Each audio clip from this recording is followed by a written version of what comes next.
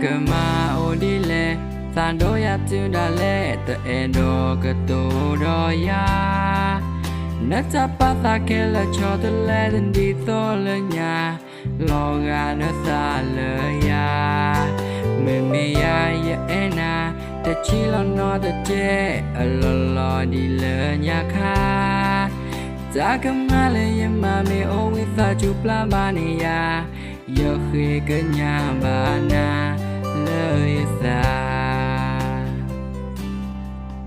Bà mình đưa lên nó tờ Em đó cái tu rồi ya Tạm lẽ bà nó xa lia Đi thô nó xa cơ mùi đi lên nhà gò Yo cơm bà mà đi lẹ Vì ta chú tên bà ya Yo cơm mà mù nó xa bố ta luôn bà ổn nè đi lẹ giờ cơ lẹ chờ mà ghé thọ kia ta giờ mẹ lẹ chờ thân lẹ mà cha nó qua giờ mẹ thầm mưa làm bà ya nè lo gà lên nó xa cha đó ta hệ quy nè ya giờ bà mà đi lẹ đi qua lo giờ ta giờ chung muốn đó ta chỉ lo giờ ta giờ thơ em đó lớn cứ kết cho ta lời giờ ngồi đi nếm bà cha kể là kể chỉ cần mi đã giờ ta heavy lời giờ ngồi khóc đôi lời giờ em đã đổ bộ giờ cứ lẽ khóc lùi em đã lời ta ta mà nô bà cha nói giờ mà thật tiếc ta em mi kể là ta hi kể là kể chỉ giờ cứ hi na ta cứ thơ ta tâm đi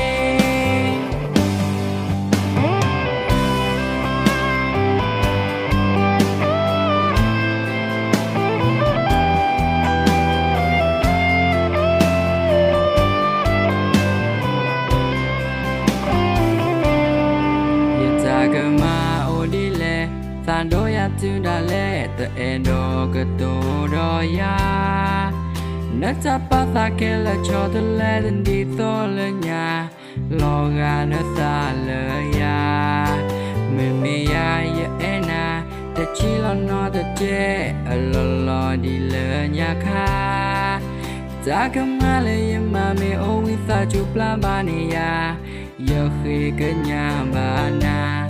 lời xa Bà mình đưa lên nó tờ Em đó cái tu rồi ya Tạm lẽ bà nó xa lia Đi thô nó xa cơ mùi đi lên nhà gò Giờ cơm bà mà đi lẹ Vì ta chú tên bà ya Giờ cơm mà mù nó xa bố Nó ta luôn bà ổn nè đi lẹ Giờ cơ lẹ chờ mà ghé thọ kia ta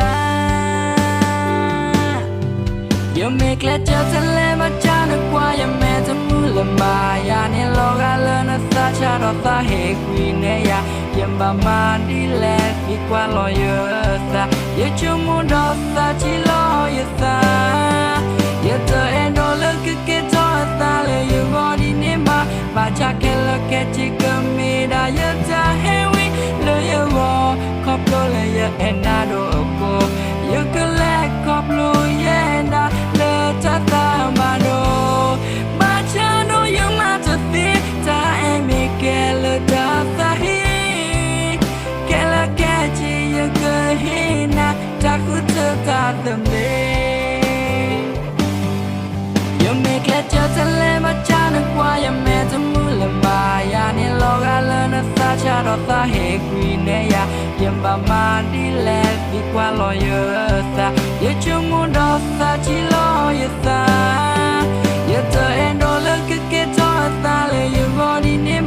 bà cha kể là kể chỉ cần mi đã giờ ta heavy lời giờ ngồi khóc đôi lời giờ em đã đổ bộ giờ cứ lẽ khóc lùi em đã lời ta mà nô bà cha nói giờ mà thật tiếc ta em mi kể lời